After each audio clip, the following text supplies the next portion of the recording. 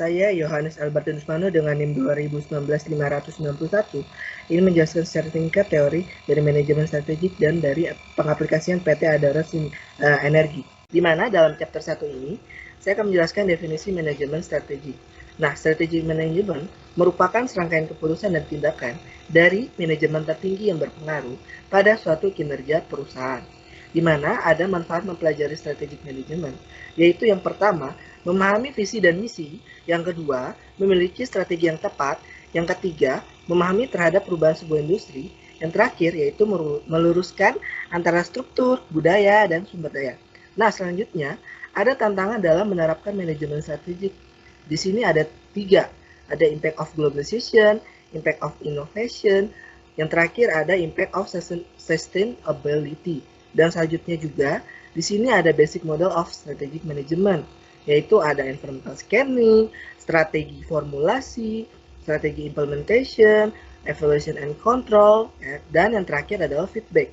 Nah, selanjutnya juga yang terakhir ini ada pun ciri-ciri dari keputusan manajemen strategi itu. Nah, yaitu ada RAD, konsekuensial, dan yang terakhir ada directive. Selanjutnya dalam chapter 4 ini, saya akan menjelaskan environmental scanning. Nah, environmental scanning ini merupakan yang mempengaruhi suatu strategi yang akan diambil oleh suatu perusahaan, di mana aspek yang terdapat di dalam environmental scanning ini ada 3. Yang pertama ada nature, societal, dan text. Dan selanjutnya ada STIP atau coastal analysis. Nah, ini merupakan alat untuk menganalisa aspek dari societal environmental. Nah, yang ketiga ada industry analysis. Analisis ini merupakan alat untuk menganalisa aspek text environmental.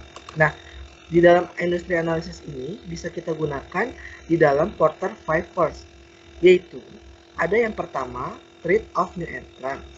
Adanya pendatang baru yang akan membawa potensi baru terhadap suatu perusahaan yang sudah ada. Yang kedua, rivalry among existing firms, yaitu korporasi biasanya saling berhubungan atau ketergantungan ya satu sama lain. Nah, yang ketiga ini ada threat of substitute product of service, yaitu produk yang tampaknya berbeda dari perusahaan yang lain yang dapat memenuhi suatu kebutuhan. Nah, yang keempat ada the bargaining power of buyer, yang kelima the bargaining power of supplier. Nah, selanjutnya yang terakhir dalam chapter 4 ini, yang kelima, ada faktor internal yang harus diperhatikan dalam suatu industri analisis, yaitu seperti industri evolution, industri internasional, strategi growth, dan hyper competition. Selanjutnya di dalam chapter 5 ini mengenai organizational analysis. Di sini dalam hal ini ada FRIO framework yang dapat digunakan untuk mengevaluasi research and capabilities, di mana aspek yang terdapat dalam FRIO framework ini ada 4, yaitu ada valuable, ada rareness, ada imitability, dan ada organization. Nah, selanjutnya ada value chain analysis. Ini merupakan serangkaian aktivitas penilaian yang terkait dari bahan baku dasar sampai dengan distributor itu mendapatkan barang ke tangan konsumennya sendiri, di mana value chain analysis ini dikategorikan di dalam 2 jenis. Yang pertama ada external value chain dan internal value chain. Nah, di mana internal value chain ini ada juga primary dan support activities ya. Nah, di mana selanjutnya ada macam-macam bentuk struktur. Nah, struktur ini terdiri dari seperti simple, fungsional, divisional, strategic, business unit, dan konglomerat. Di mana 3 pertama itu, simple, functional, divisional, itu merupakan yang biasa digunakan oleh perusahaan. Nah, selanjutnya ada culture atau budaya perusahaan, di mana ini terdapat macam-macam bentuk seperti ada corporate culture, cultural institusi, dan cultural integration. Nah, poin yang terakhir, ada pun juga strategi yang terdapat di dalam organization analysis ini, seperti strategi marketing issue, finance issue, R&D issue, operation issue, HRM issue, dan IT issue seperti itu. Di dalam chapter 6 ini ada 4 aspek strategi formulasi yang perlu diperhatikan adalah ada analisis situasi, framework, kelemahan, dan penanganannya. Nah, selanjutnya ini ada bisnis strategi yang berfokus pada peningkatan kompetitif produk atau layanan perusahaan di dalam suatu industri. Di mana bisnis strategi ini ada 2 jenis, yaitu ada kompetitif dan kooperatif. Selanjutnya 2 jenis strategi Selanjutnya ada dua jenis umum strategi korporasi, ada kolusi dan strategi aliansi, di mana strategi aliansi ini adalah suatu pengaturan kerjasama jangka panjang antara dua atau lebih perusahaan untuk kepentingan ekonomi bersama, di mana dalam alasan perusahaan membentuk suatu strategi aliansi ini, yang pertama untuk mendapatkan atau mempelajari kemampuan baru, untuk mendapatkan akses ke pasar yang spesifik, dan untuk mengurangi risiko keuangan dan politik seperti itu. Chapter 7 ini membahas tentang strategi formulasi, yaitu strategi corporate, dengan membahas 3 masalah utama. Nah, tiga masalah utama yang dihadapi perusahaan ini ada directional strategi, ada portfolio analysis, ada parenting analysis, di mana directional strategi ini mempunyai ada aspek growth, ada stability, energi, dan resilience strategi. Nah, di aspek pertama growth ini ada dua juga, yaitu vertical dan horizontal growth. Nah, selanjutnya ini ada dalam portfolio analysis.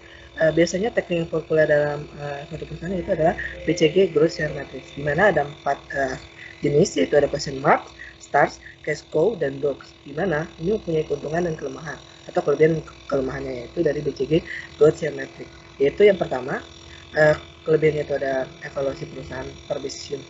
Ini termasuk foto alokasi dari riset yang dimiliki suatu perusahaan. Nah, mungkin kelemahannya itu simplifikasi industri, terlalu simple, dan faktanya biasanya jauh lebih kompleks dari yang digunakan dalam analisisnya ini. Nah, selanjutnya dalam poin terakhir, yaitu dalam mengembangkan strategi corporate parenting, yaitu dapat memeriksa setiap unit bisnis dan menganalisa seberapa baik perusahaan induk ini cocok dengan suatu unit bisnis yang akan dipakai suatu perusahaan. Dalam chapter 8 ini, bahwa ada fungsional level strategis.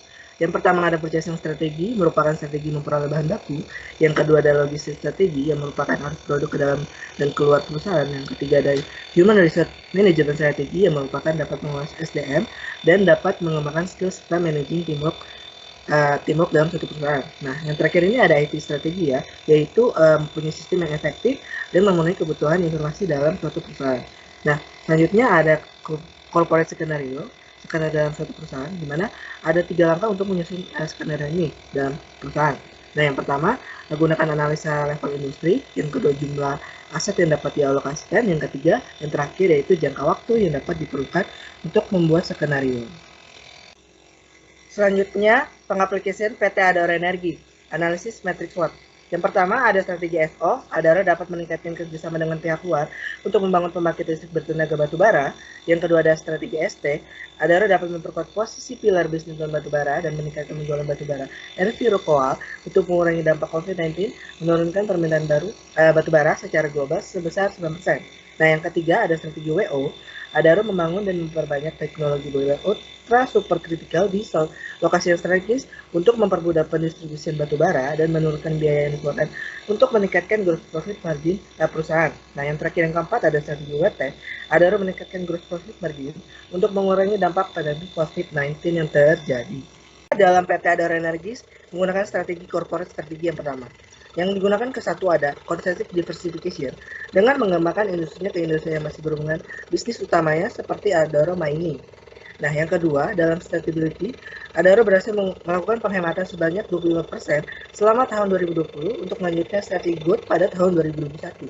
Nah, yang ketiga menggunakan portfolio yaitu STARS, yaitu produk batu bara Adara, termasuk ke dalam kategori STAR, karena merupakan produk yang memberikan kontribusi pendapatan terbanyak kepada Adara sebesar 54%. Dan yang terakhir, dalam strategi ini, menggunakan parenting, grup Adara tetap membangun sinergi antara unit bisnis lainnya.